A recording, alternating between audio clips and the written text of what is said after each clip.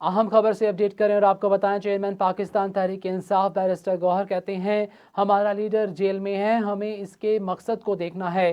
PTI के ओहदेदारान और कारकुन इख्तलाफात में ना पड़ें। मजीद अपडेट करें तो आपको बताएं, शेख रशीद से इलेक्शन के हवाले से इत्तेहाद नहीं हुआ था। इनके साथ पहले इत्तेहाद था लेकिन अब नहीं होगा। बैरिस्टर गौहर का मजीद कहना था कि बिलावल पीपल्स पार्टी के चेयरमैन होते हुए पीपीपी पार्लियामेंटेरियन के टिकट पर इलेक्शन लड़ रहे हैं।